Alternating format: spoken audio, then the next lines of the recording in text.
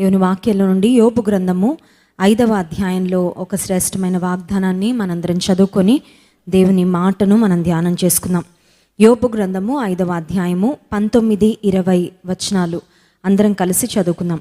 6 బాధలలో నుండి ఆయన నిన్ను విడిపించును, 7 బాధలు కలిగినను నీకు ఏ కీడును తగులదు. క్షామకాలమున మరణము నుండి, యుద్ధమున ఖడ్గబలము నుండి ఆయన నిన్ను తప్పించును. చిన్న ప్రార్థన. పరిశుద్ధ ప్రేమ కలిగిన తండ్రి, గొప్ప దేవానికి స్తోత్రాలయ్యా. నీ వాగ్దానాలను మేము జ్ఞాపకం చేసుకొని ధైర్యాన్ని తెచ్చుకుంటున్నాం ప్రవ్వా. ఎందుకంటే నీ మాటలే మా బలమయ్యా. భూమి ఆకాశములు గతించినా నీ మాటలు గతించవు కనుక స్తోత్రాలు. స్థిరమైన నిత్యమైన నీ వాగ్దానాలను నాయన మేము చూస్తూ ఉన్నాం ప్రవ్వా. మా పరిస్థితులు ఎలా ఉన్నప్పటికీ మా పరిస్థితులను చూసి మేము భయపడాలని, అధైర్యం చెందాలని ఆశించడం లేదు. కానీ విశ్వాసమునకు కర్త, దాన్ని కొనసాగించేవాడవు, మమ్మల్ని గట్టెక్కిస్తానని, మమ్మల్ని క్షేమంగా ఉంచుతానని వాగ్దానం చేసిన నిన్ను, నీ మాటలను జ్ఞాపకం చేసుకుంటూ ఉండగా నీ మాటల ద్వారా మా అందరికీ క్షేమాభివృద్ధిని, ప్రయోజనమును, ఆశీర్వాదమును, ధైర్యమును నీవు కలుగు చేయవలసిందిగా ప్రార్థన చేస్తూ నన్ను నీ శిలువ చాటును మరుగుపరిచి నోటి బురుగా వాడుకున్నామని యేసు నామమున ప్రార్థిస్తున్నాం తండ్రి, ఆమేన్. యోబు గ్రంథము 5వ అధ్యాయంలో మనం చదువుకున్న 19వ వచనం ఇంకొకసారి మనం చదువుకుందాం. 6 బాధలలో నుండి ఆయన నిన్ను విడిపించును, 7 బాధలు కలిగినను నీకు ఏ కీడును తగులదు. 6 బాధలు, 7 బాధలు. జీవితంలో ఏదో చిన్న చిన్న బాధలు వస్తూనే ఉంటాయి, కానీ కొన్ని మాత్రం మనం ఎప్పటికీ గుర్తుపెట్టుకుంటాం.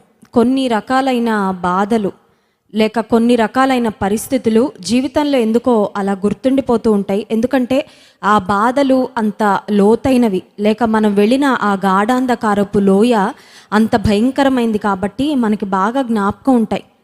బహుశా ఈ కోవిడ్ రాకముందు, ఈ కరోనా వైరస్ అనేది ప్రపంచంలోకి ప్రవేశించక ముందు కొన్ని బాధలు నీ జీవితంలో ఆల్రెడీ ఎదుర్కొని ఉండొచ్చేమో.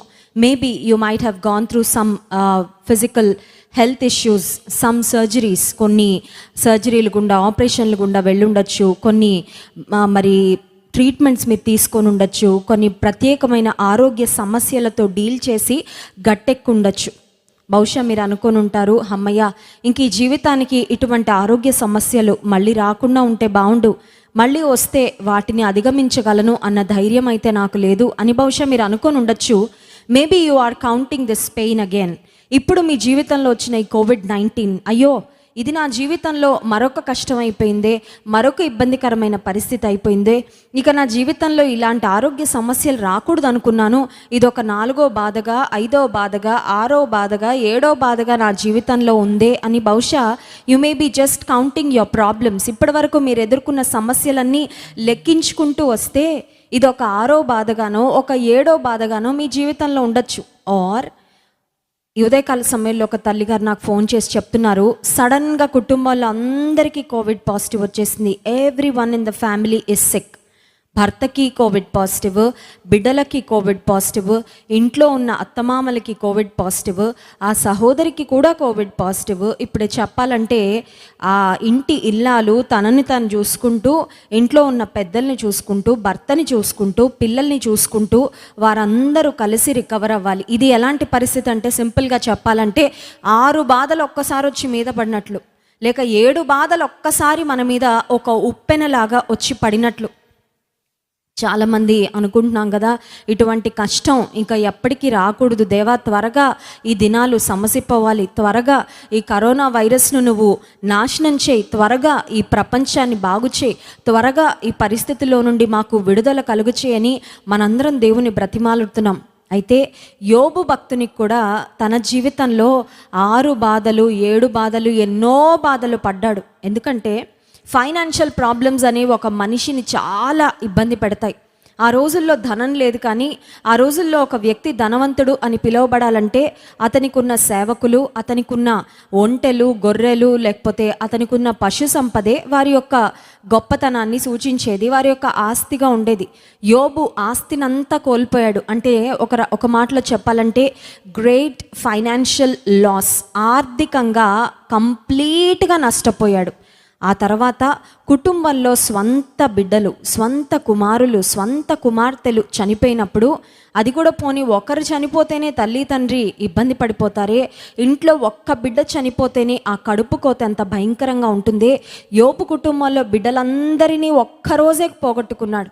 చూడండి, కొన్నిసార్లు ఎవరైనా ఐసీయూలో ఉండి వెంటిలేటర్ మీద ఉండి ఆ తర్వాత చనిపోతే అట్లీస్ట్ ఒక సర్టన్ లెవెల్ వరకైనా ఫ్యామిలీ మెంబర్స్ యొక్క మైండ్ కొంచెం ప్రిపేర్ అవుతుందేమో, అమ్మో వీరికి ఏమన్నా అయితే ఏంటి అని కొంచెం ఆలోచించుకునే సమయం అన్నా ఉంటుందేమో. కానీ యోబు యొక్క ఇంట్లో ఎటువంటి హెడ్సప్ లేకుండా, ప్రయర్గా తనకి ఎలాంటి ఐడియా లేదు జరుగుతుందని, సడన్గా కుమారులు కుమార్తెలు 10 మంది బిడ్డలను ఒక్కసారిగా యోబు తన జీవితంలో పోగొట్టుకున్నాడు. సో ఒక ప్రక్కన ఫైనాన్షియల్ లాస్, మరొక ప్రక్కన తన స్వంత ఫ్యామిలీ మెంబర్స్ను తాను కోల్పోయాడు. ఆ తర్వాత తన ఆరోగ్యం కూడా క్షీణించడం ప్రారంభించింది. చూడండి, ఒక బాధ తర్వాత ఒక బాధ వస్తూ ఉన్నప్పుడు అనిపిస్తుంది ఆస్తంతా పోయింది, బిడ్డలందరూ పోయారు, ఇక నేను కూడా పోతానేమోలే, ఎందుకంటే నేను కూడా అదే లైన్లో ఉన్నాను కదా, మేబీ నా లాసే నెక్స్ట్ ఏమో, నేను చనిపోవడమే నెక్స్ట్ ఏమో అనే ఆలోచన ఒకవేళ యోబుకు వచ్చిందేమో నాకు తెలియదు. కానీ ఇక్కడ దేవుని వాక్యంలో వ్రాయబడిన శ్రేష్టమైన వాగ్దానము, 6 బాధలలో నుండి ఆయన నిన్ను విడిపించును, 7 బాధలు కలిగినను నీకు ఏ కీడును తగులదు. కొంతమంది కరోనా వైరస్ వచ్చింది మా ఫ్యామిలీకి అని ఎవరికైనా చెప్పుకుంటే బహుశా కొంతమంది జడ్జిమెంటల్గా మాట్లాడతారేమో, ఏమనంటే వీరికి ఎందుకు వచ్చిందోనండి అని ఒకవేళ బహుశా కొంతమంది మాట్లాడేవారు ఉండొచ్చు. నిజానికి కరోనా వైరస్ అనే వ్యాధి పాపం చేసిన వారికి వచ్చే వ్యాధి కాదండి, అక్రమం చేసిన వారికి వచ్చే వ్యాధి కాదు. ఇట్స్ అ పాండమిక్ అంటే ప్రపంచంలో ఎంతమంది ఆ వైరస్తో కాంటాక్ట్లోకి వస్తే వారందరికీ వచ్చేస్తుంది అంతే. దానికి భక్తులు ఎవరు కూడా ఎక్సెప్షనల్ కాదు, సేవకులు ఎక్సెప్షనల్ కాదు, ఎటువంటి వ్యక్తులైనా వారికి ఇదొక పాండమిక్ కాబట్టి సంభవిస్తూనే ఉంది. అయితే కొంతమంది చూడండి, ప్రతిదానికి ఒక ఇష్యూగా చేసి ప్రతిదాన్ని ఒక పాయింట్గా తీసుకొని బాధించాలని ఆలోచించేవారు బహుశా జడ్జిమెంటల్గా మాట్లాడొచ్చేమో, వీరికి కరోనా వైరస్ వచ్చిందా, బాగానే జరిగిందిలే, ఎందుకు వచ్చిందంటే బహుశా ఎందుకు అందుకొచ్చుండొచ్చు అని ఒకవేళ మాట్లాడుతూ ఉండొచ్చు. ప్రియమైన దేవుని బిడ్డ, గుర్తించు, కరోనా వైరస్ దేవుడు పంపించింది లేక నీ జీవితంలోకి దేవుడు అనుమతించింది నిన్నేదో శిక్షించాలని కాదు, నీకేదో బుద్ధి చెప్పాలని కాదు, నిన్నేదో బాధించాలని కాదు, నిన్నేదో ఇబ్బంది పెట్టాలని, నష్టపరచాలని కాదు. కారణం ఏంటంటే 34వ కీర్తన 19వ వచనంలో ఒక శ్రేష్టమైన వాగ్దానము వ్రాయబడింది. 34వ కీర్తన 19వ వచనం, నీతిమంతునికి కలుగు ఆపదలు అనేకములు.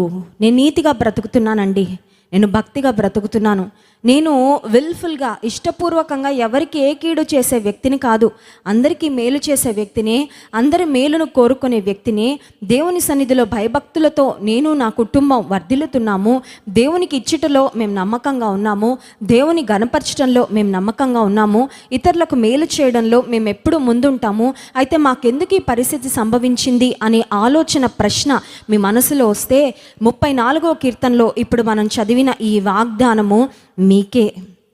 నీతిమంతునికి కలుగు ఆపదలు అనేకములు. భక్తిహీనునికి ఎలా ఆపదలు వస్తాయో నీతిమంతునికి కూడా ఆపదలు వస్తాయంట. కొన్ని పరిస్థితుల్లో నీతిమంతునికి అనేకమైన ఆపదలు వస్తాయి. అయితే 19వ వచనం 2వ భాగం, వాటన్నిటిలో నుండి యెహోవా వానిని విడిపించును. హల్లెలూయా. అనేకమైన ఆపదలు, it's like a series of troubles, ఒకదాని తర్వాత ఒకటి, ఒక సీజన్ తర్వాత ఇంకోటి. అమ్మయ్య కష్టాలు తీరిపోయాయిలే, అమ్మయ్య ఇప్పటి వరకు చాలా ఇబ్బంది పడ్డాం, ఇకైనా కొంచెం నెమ్మదిగా ఉండొచ్చు అనుకుంటే మరొక కష్టం, మరొక నష్టం, మరొక ఇబ్బంది, లేకపోతే కోవిడ్ పాజిటివ్తో మీరు మీ కుటుంబీకులు బాధపడుతూ ఉంటే ప్రియమైన దేవుని బిడ్డ గుర్తించు, నీకు అనేకమైన ఆపదలు రావచ్చు. నీవు నీతిగా బ్రతుకుతున్నప్పటికీ, నువ్వు దేవుని కృపలో వర్ధిల్లుతున్నప్పటికీ నీకు ఆపద రావచ్చు. కానీ నీతిమంతునికి వచ్చిన ప్రతి ఆపదలో నుండి యెహోవా వారిని విడిపించును. అనేకమైన ఆపదలు వస్తాయి, కానీ దేవుడు కొన్ని ఆపదల్లోంచి విడిపించి కొన్ని ఆపదల్లో మాత్రం తన సేవకుల చేతిని విడిచిపెడతాడు అని వ్రాయబడలేదు.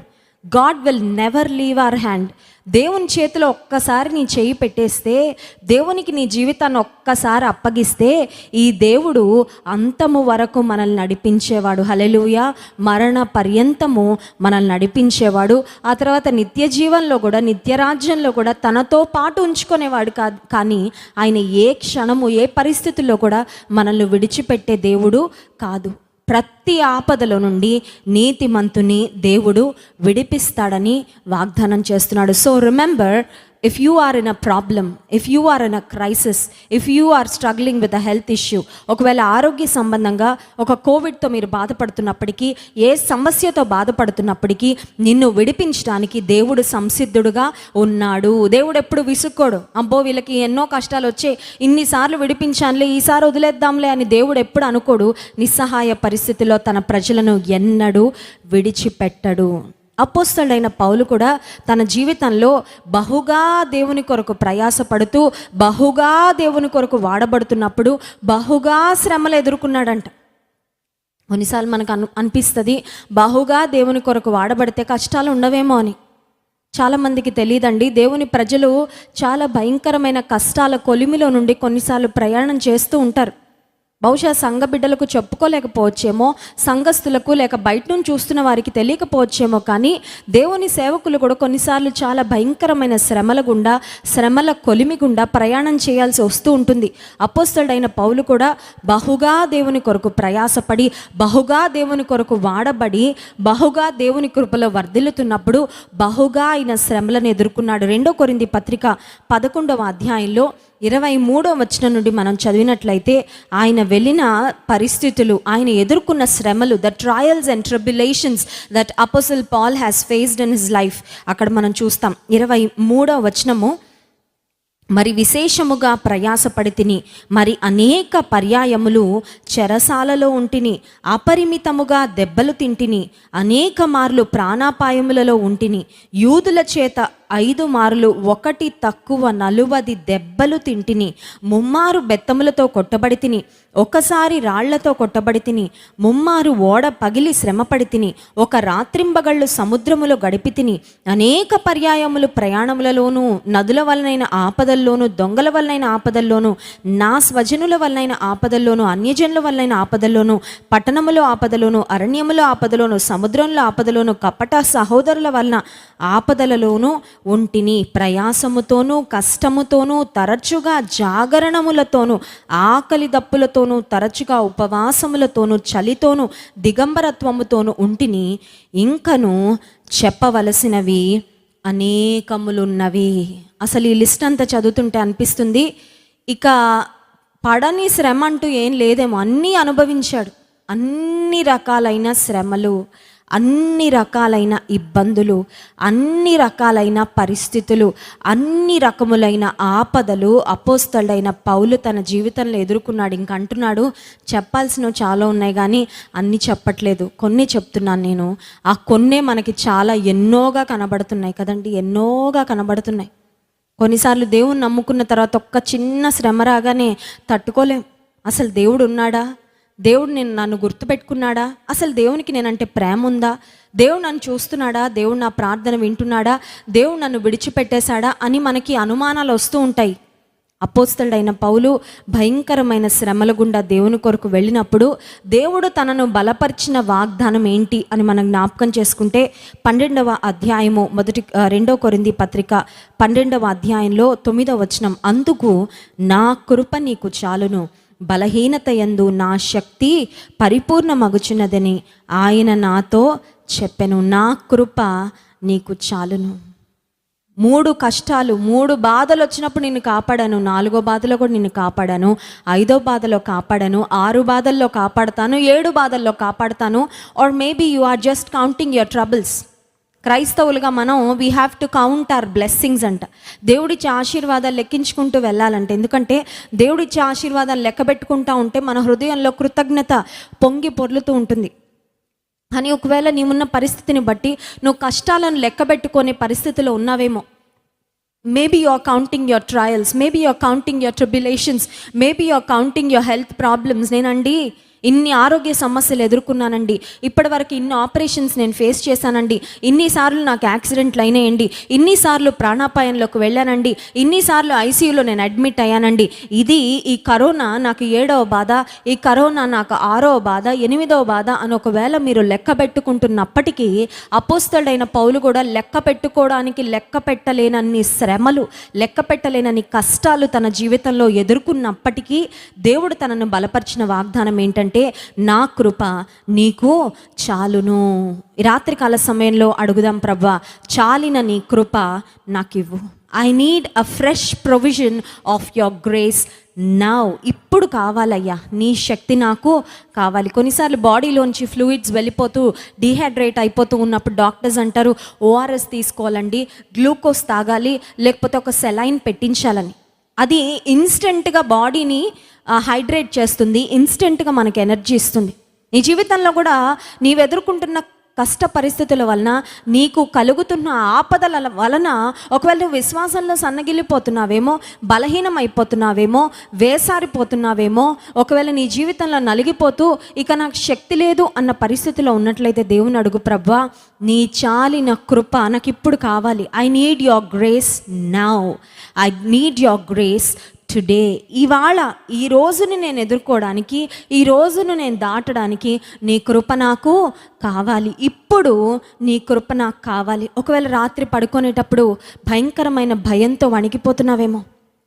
కొంతమంది సహోదరులు నాకు ఫోన్ చేసి ఏడుస్తున్నారు, నా భర్తకు కరోనా వచ్చిందండి, ఎలా ఉంటుందో పరిస్థితి. చాలా భయము, మనసు నిండా భయము. కొన్నిసార్లు భయం వస్తున్నప్పుడు నిద్ర కూడా పట్టదండి. కొన్నిసార్లు భయం వచ్చినప్పుడు చాలా మానసికంగా దేని మీద కూడా కాన్సన్ట్రేట్ చేయలేము. ఎందుకంటే మనం ప్రేమించిన వారికి ఏదైనా కష్టం వస్తే వారికి ఏమైపోతుందో అన్న ఆందోళన మన లోపల చాలా ఇబ్బంది మరి పెడుతూ ఉంటుంది. అటువంటి పరిస్థితులను అడగాల్సింది ఏంటో తెలుసా?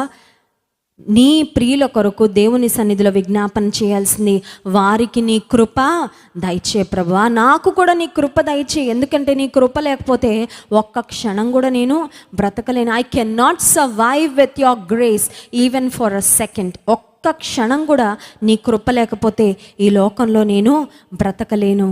6 బాధలలో నుండి విడిపిస్తాను, 7 బాధలు నీకు కలిగిన నీకు ఏ కీడు తగలకుండా కాపాడతానని ఈ రాత్రికాల సమయంలో దేవాతి దేవుడు నీకు వాగ్దానం ఇస్తున్నాడు. Hallelujah. Maybe you have so many people in your family. మీ కుటుంబంలో చాలామంది బంధువులు, కౌంట్ చేసుకుంటున్నావేమో, కోవిడ్ పేషెంట్స్ మా బంధువులు ఎంతమంది ఉన్నారు, 1 2 3 4 5 అందరినీ దేవుడు ఆపద నుండి, కీడు నుండి తప్పించును గాక. ఆమేన్. తప్పిస్తాడు ఖచ్చితంగా.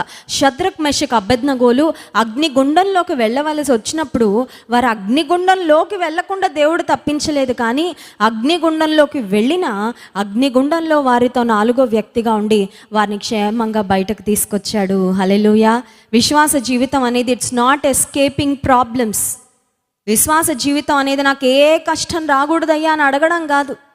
ఒకప్పుడు నేను చిన్నతనంలో విశ్వాసంలో అప్పుడప్పుడు ఎదుగుతున్నప్పుడు జనవరి 1 రాగానే, డిసెంబర్ 31 నైట్ రాగానే ఒక చిన్న పిల్లలా ప్రార్థన చేసేదాన్ని. ఏమని తెలుసా? నెక్స్ట్ ఇయర్లో ఒక్క కష్టం కూడా రాకూడదయ్యా, అమ్మో కష్టాలంటే నాకు చాలా భయం, ఏ కష్టం రాకూడదయ్యా అని ప్రార్థన చేసేదాన్ని. కానీ విశ్వాసంలో ఎదుగుతున్న కొద్దీ అర్థమైంది ఏంటంటే, కష్టాలే రాకూడదని ప్రార్థన చేయడం అది కొన్నిసార్లు సరైన ప్రార్థన కాదేమో. ఎందుకంటే జీవితంలో కొన్నిసార్లు కొన్ని పరిస్థితులు నువ్వు ఎదుర్కోవాల్సి వస్తూ ఉంటుంది. You might have to face certain things. కొన్ని పరిస్థితులు నువ్వు ఎదుర్కోవాల్సి వస్తూ ఉంటుంది. కానీ నీవు అడగాల్సింది ఏంటంటే, ఏ పరిస్థితి వచ్చినా ఆ పరిస్థితిని అధిగమించగలిగే శక్తి నాకు ఇవ్వు. ఏ పరిస్థితి వచ్చినా నీ కొరకు సాక్షిగా బ్రతికే కృప నాకు ఇవ్వయ్యా. ఏ పరిస్థితి వచ్చినా విశ్వాసంలో నేను సన్నగిల్లకుండా నేను ముందుకు కొనసాగే కృప నాకు అనుగ్రహించు. ఈ రాత్రికాల సమయంలో కూడా ఎన్ని బాధలు నీకు వచ్చినా, నీ జీవితంలో ఎదుర్కొంటున్న ఈ కోవిడ్ అనే ప్రాబ్లమ్ ఒకవేళ 6వ బాధ ఉండొచ్చు, 7వ బాధ ఉండొచ్చు. 6 బాధలు కలిగిన నిన్ను విడిపిస్తానని, 7వ బాధ వచ్చినా ఏ కీడు నీకు తగలకుండా కాపాడుతానని దేవాది దేవుడు వాగ్దానం చేస్తున్నాడు. ఆ వాగ్దానాన్ని నీ జీవితంలో క్లెయిమ్ చేస్తూ విశ్వాసంతో దేవుడిచ్చే విడుదలను, వాగ్దానం యొక్క నెరవేర్పును మనందరము పొందుకొందుముగాక. ఆమేన్. కళ్ళు మూసుకోండి, ప్రార్థన చేసుకుందాం. పరిశుద్ధ ప్రేమ కలిగిన తండ్రి, నీకు స్తోత్రాలు. నీవిచ్చిన శ్రేష్టమైన మాటను బట్టి నీకు వందనాలు చెల్లించుకుంటున్నామయ్యా. ఎన్ని బాధలు వచ్చినా ప్రతి బాధ నుండి మమ్మల్ని సురక్షితంగా కాపాడతానని నీవిస్తున్న వాగ్దానముకై స్తోత్రాలు ప్రభా. కోడి తన పిల్లలను రెక్కల క్రింద ఏ విధంగా కాపాడుతుందో నీ ప్రజలైన మమ్ములను అలా నీవు కాపాడే దేవుడో కనుక స్తోత్రాలయ్యా. రాత్రికాల సమయంలో కోవిడ్తో ఎంతమంది బాధపడుతున్నారో, కోవిడ్తో ఎంతమంది ఒక కుటుంబీకులు బాధపడుతున్నారో ప్రభా, వారందరి పక్షంగా ఈ వాగ్దానాన్ని మేము క్లెయిమ్ చేస్తున్నాం ప్రభా. వాగ్దానాన్ని వారి జీవితంలో నెరవేర్చండి. 6 బాధల నుండి విడిపిస్తానని, 7 బాధలు కలిగిన ఏ కీడు తగలదని వాగ్దానం చేసావు ప్రభా. నీ వాగ్దానం నెరవేర్చి గొప్ప కార్యం చేయండి అయ్యా. వారు ఏ శ్రమ గుండా, ఏ పరీక్ష గుండా వెళ్తున్నారో ఆ పరీక్షను, ఆ టెస్ట్ను ఒక టెస్టిమనీగా మీరు మార్చండి. ఘనత, మహిమ, ప్రభావం మీకే చెల్లిస్తూ యేసు నామమున ప్రార్థిస్తున్నాం తండ్రి. ఆమేన్.